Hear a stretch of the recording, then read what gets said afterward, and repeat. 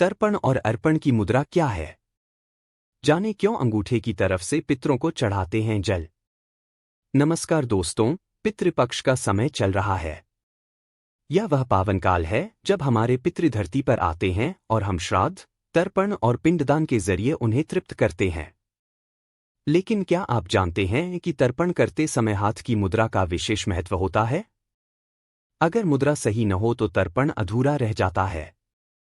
आज हम आपको बताएंगे तर्पण और अर्पण की सही मुद्रा और क्यों अंगूठे की तरफ से ही पितरों को जल अर्पित किया जाता है। क्या है तर्पण? श्राद्ध के समय गंगाजल, दूध, काले तिल और कुशा को पितरों के नाम पर अर्पित किया जाता है। इसे ही तर्पण कहा जाता है। यह हमेशा दक्षिण दिशा की ओर मुख करके किया जाता है।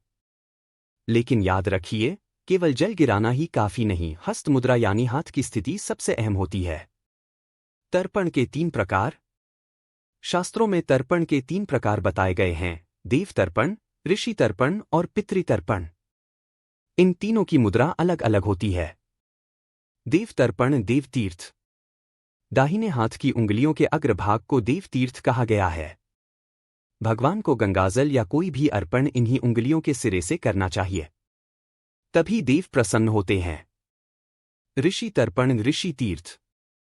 हथेली में छोटी अंगुली यानी कनिष्ठा के नीचे का भाग ऋषि तीर्थ कहलाता है। ऋषियों को दान, जल या अर्पण इसी स्थान से करना चाहिए। यह पुण्यकारी और सौभाग्यवर्धक माना जाता है। पितृतर्पण, पितृतीर्थ। सबसे खास है पितृतीर्थ। अंगूठे और तर्जनी के बीच का भाग पितृतीर्थ कहलाता है। पितरों को जल हमेशा इसी स्थान से अर्पित करना चाहिए।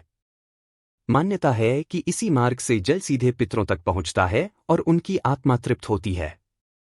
तर्पण की सही विधि। तर्पण से पहले अनामिका अंगुली में कुशा की अंगूठी पहनें। फिर हाथ में गंगाजल, दूध, तिल, सिक्का, सुपारी और एक लाल फूल लेकर संकल्प लें। इसके बाद अंगूठे और तर्जनी के बीच से धीरे धीरे जल प्रवाहित करें। यही पितृतर्पण की शास्त्र सम्मत और फलदायी विधि है। दोस्तों, पितृपक्ष में की गई हर पूजा तभी फल देती है जब उसकी विधि सही हो। इसलिए तर्पण और अर्पण करते समय हस्त मुद्रा का विशेष ध्यान रखें। यही हमारे पूर्वजों की आत्मा की शांति और हमारे जीवन की समृद्धि का मार्ग है। अगर आपको यह जानकारी अच्छी लगी तो वीडियो को लाइक और शेयर जरूर करें। चैनल को सब्सक्राइब करें और बेल आइकन दबाना न भूलें ताकि ऐसी ही धार्मिक और ज्योतिषीय जानकारियां आप तक तुरंत पहुंचें।